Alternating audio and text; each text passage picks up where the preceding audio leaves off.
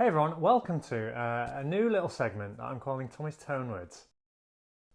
I thought it'd be fun to dive deep into the world of Tonewoods.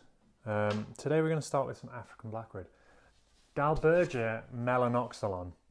This is one of my favourite rosewoods. Many people think it's an ebony, and indeed it was considered a true ebony at one point, but it is not in the Diospyros genus. It is in the Dalbergia family, Dalbergia Melanoxylon. Once prized by the ancient Egyptians for furniture. It is rather spectacular stuff. We've got a very stunning, deep, dark brown. It's not black. It can actually be quite light brown. This is a really nice set. It reminds me of melted dark chocolate, deep brown, purple. There's almost even some blue in there as well. Very, very dense, very stiff, very brittle. The kind of perfect tonewood if you're into that kind of high overtone, very modern sounding instrument. Let's give it a little tap. I like to either hold it about 20% of the way down of the board. Some people get their panties in a bunch. If I do this, but I'm going to do it anyway. And we want to be holding it on a node point, so that is part of the wood about which the piece of wood can oscillate. And I'm not going to be interrupting that oscillation by pinching it 20% of the way down. I'll do it halfway down as well because I know some people like that. So, in the traditional Tommy mode, getting a really lovely low sustaining note with some little sparkly highs above there as well. I've got my little lapel mic, hopefully you can hear that. I'm going to hold it halfway now. And you get a totally different sound. It's isolating a totally different frequency response. So you can hear that kind of glassy overtone. And just by moving where I'm placing my fingers to perfectly get that node point there. I like it here. You get that bass response. I love that. So, colloquially, the common name for which I only just found out for African Blackwood is Mpingo, and that is Swahili. So, African Blackwood typically grows in the kind of savanna regions of Africa. So, just consulting my little cheat sheet notes here. We've got Central and Southern Africa, from Senegal east to Eritrea and south to northeastern parts of South Africa. African Blackwood is a very small tree, which is why it is so difficult to find quarter sawn boards. So that's to say boards where the annual growth rings are between 60 to 90 degrees to the face of the board. This is a pretty well crown cut board, or a plain sawn board. It's got some quartered stuff in the middle. For me, this piece of African Blackwood, it's got a slight cut to it, but this was felled in the 60s, I think. And this came from Mozambique, and it is not moving a muscle. And you get what we call cathedrals.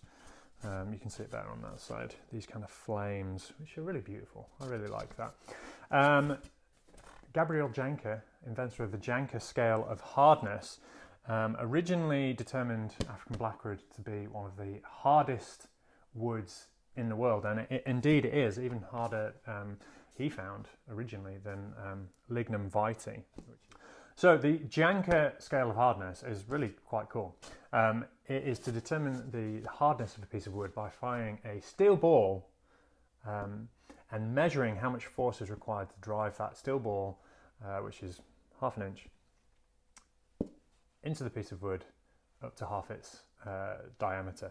And this requires, let's just consult my notes here, 3,670 pounds of force. That's hard. I would not like to have a steel ball driven at me with that much pressure. African Blackwood is also more heavy, it's more dense than water. It will sink in water. We measure this using a term called specific gravity. So that is the density of a piece of wood expressed as a ratio of its density compared to water. Depending on, there's kind of slight confusion around this because it depends quite heavily on how dry the wood is to begin with.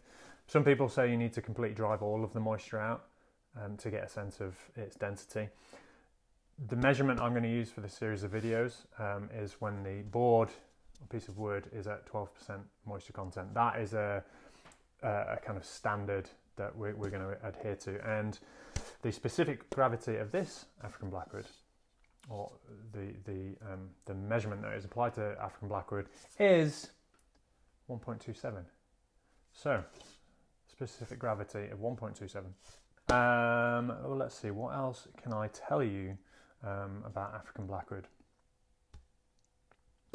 Quite often it is used for, or traditionally it's been used for woodwind instruments, because it almost responds like metal. It machines like metal, you know, so it's perfect for turning pipes, all this kind of thing.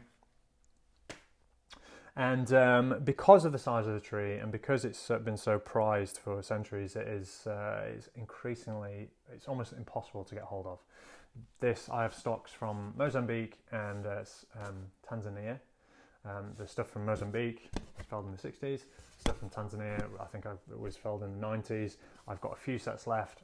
Once those sets have gone, especially with CITES regulations, I don't expect to be getting any more African Blackwood. Interestingly enough, I found that there are some conservation projects happening in Africa, but really interestingly, they are now growing African Blackwood in parts of Florida, which is cool. So there you have it, African Blackwood. I'm going to finish off with giving this guy a little squirt with the magic spray, just so you can get a sense of the colour. This is just alcohol that I am spraying on here. Wow, really beautiful, deep, dark colour. Hopefully you can pick that up. Amazing, one of my favourite woods, and very highly prized in my collection. There you go, the inaugural episode of Tommy's Tonewoods. I hope you enjoyed that and found it to be of interest. Until next time.